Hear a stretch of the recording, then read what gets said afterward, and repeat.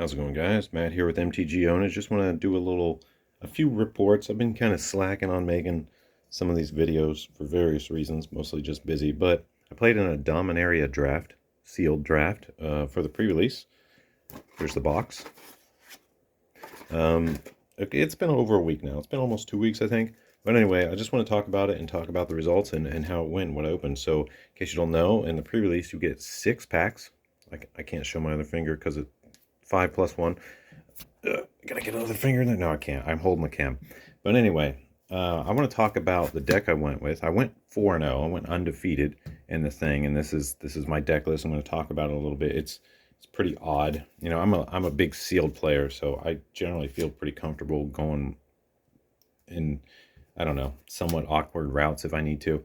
But obviously with sealed, you need some strong bombs to win. So when I popped open Titania's Command, I knew that for sure I was playing green. However, I had sort of a problem of not really having very many playable green cards. Sure, I had Command, and that's just a bomb. If you get to resolve this, you basically win the game in sealed. Well, you know, not 100% play your cards right and all that, but it's an absolute bomb that's a game winner and won me a lot of my games. The other really good green card I picked up was this Argothian Sprite. I only got one of them, but it's nearly unblockable in a sealed format of Brothers War because there's so many artifacts. And being that you can pump mana into it to permanently make it bigger. Another really strong card in this sealed environment. So green looking okay, but what else do I even have? Well, I have a removal spell, Epic Confrontation, which is pretty nice, nearly premium removal here in this set. That's a very nice card. And the other two things I ended up playing, which I'll explain later, I normally wouldn't necessarily play two of these, but I have my reasons based on my deck. These two Stalwarts help with mana fixing a little bit, and potentially ramp as long as you got something to tap down with it. So not the strongest little 1/1, but decent for fixing, which became required as you'll see later. So I knew I was playing green. I gotta play green. I got a couple, just some really, really strong cards, like even if I'm just splashing it. So I opened up a few other things. I opened up this Skyfisher Spider, which is also pretty solid removal, especially when we got little things to sack, like maybe these later. And because it does do some destroying of non-land permanents, and it's got reach. So I knew I wanted to play this, so I started looking at my black, and of course I'd open all my packs at some point. But that was one of the things that made me lean towards, okay, green, black, we got a solid start there. Do we have enough to fill it out? So other black cards I have that I thought were really strong. Dreams of Steel and Oil, very strong, very, very strong. There's a lot of recursion stuff, a lot of unearth in this set, so this can often hit something in a yard, and you get to get something out of their hand. And if you can pull something, you know, there's a lot of these really amazing artifacts in this set. This card is really good. This card is really good. It's basically like a even more powerful Duress or something in sealed specifically. So that seemed like it was not necessarily an obvious include, but after thinking about it more and more, and after playing it especially, it definitely deserved to make the cut in my 40 card deck. I picked up a Disfigure, very nice trick, instant speed. I picked up a Battlefield Butcher. He's okay. Ended up being a little better than I thought, actually, but not exactly a bomb. It just puts that passive pressure on your opponent where even no matter how many blockers they have, you can still find a way. So I had those. There's a few others. I had, of course, you got to play this if you get it, Overwhelming Remorse. It's just premium removal here. Exile creature, planeswalker. So removal looking real solid for these colors. That's why I went with them primarily. Also, Trench Stalker. Just a pretty strong sealed card that can life link you up and have death touch a bit. So it seemed like a decent card to play because I didn't have a ton of other stuff in the high CMC, really just a few. But you got to have bombs. Ashnod's Harvester, a really nice 2-drop that can unearth, and it's got some exile. Yeah, this thing is very solid, very playable, especially in this format with exiling things can be relevant, but even if it isn't, you just get it out quickly and you got a nice 3/1. So has late game and early game relevance. I really like the Harvester. And I also picked up one of these Scrapwork Rager guys. Also a lot better than you would think. It's kind of feels like Simulacrum in a way. except you draw a card instead of search for land on ETB, and it's got some unearth to do it again. So this guy, he definitely did some work. He felt pretty good in the deck. So that was my black and green. All right, and I have a whole pile of artifacts that, you know, I was kind of going to play no matter what colors I got. So these were in the deck as well. Liberator, Urza's Battlethopter. This thing is obviously a complete bomb. You know, you get to flash it in at the end of your opponent's turn and just start doing shenanigans. And it just does so much. Gives all your colorless stuff flash, which was really fun in the tournament to just be able to go into this mode of instant speeding a lot of my stuff and just pumping up the Thopters. But it gets better. It gets better. Just wait. This stone retrieval unit, a lot better than it seems and constructed. You know, for 4 mana you get a 2/3. It's kind of whatever.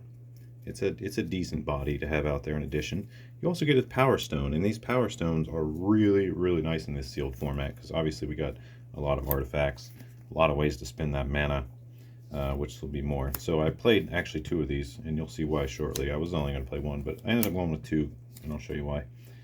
I also opened up a Phyrexian Rager, or Revoker, rather. You know, just a decent body, really. This ETB actually became relevant a few times in a few games where I shut off people's engines. Like, you can shut off the activation of this Butcher. You can shut off the activation of Spray.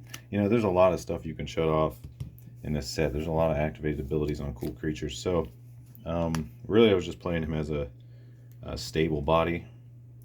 But better than I thought it would be, even in sealed. Su-Chi, Cave Guard, one of my top end cards. One of the reasons we want to ramp up those Power Stones with things like a retrieval unit, because at 8 mana we get this amazing card. 8/8 Vigilance, Ward 4. When he dies you get a ton of mana, which could be relevant. You could spend it on you know, your Argothian Sprite or something, pump it up or whatever. There's a lot of stuff to spend it on, so it was pretty nice. Also played a Spring-Leaf Drum. I wasn't originally going to play this, but it kind of goes well with the fixins of the Cytanial Stalwarts in this, which, you know, these were kind of a last decision, as you'll see. I'll get to it. Sorry to make the video so long to get to the point, but, you know, this deck building took a while, and I thought about it a lot. I'm trying to go back through my thought decision. I also got a Helm of the Host, which is amazing. Opening up a Helm of the Host blueprint. So obviously that had to be in the deck. You know, I had some fun goals, like, what if we get Helm of the Host on Su-Chi? It's over. And, you know, there's a lot of good stuff. Helm of the Host on Liberator's fun.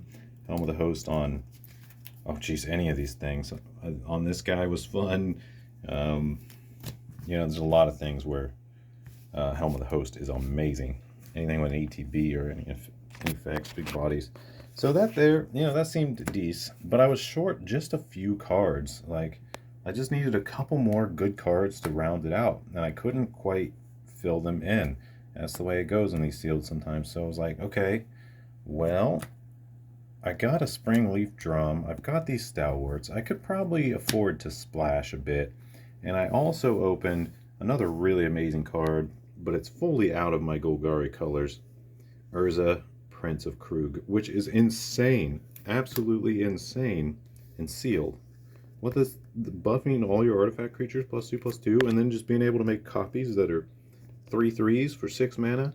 It just went so well with everything. The Su-Chi, oh, the Liberator. Where you at, Liberator? It's so good with this guy.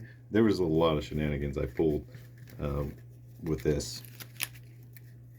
I guess you can't really copy Liberator too well because it's legendary, but you can if it's going to die or something to get a bonus one before it dies. You know, little tricks like that. So this is a really powerful card, especially if you just, you know, take your time, play it right. And I needed a few others. Now that I was going into black and blue, I had the space for it. So I figured, what are we going to add last?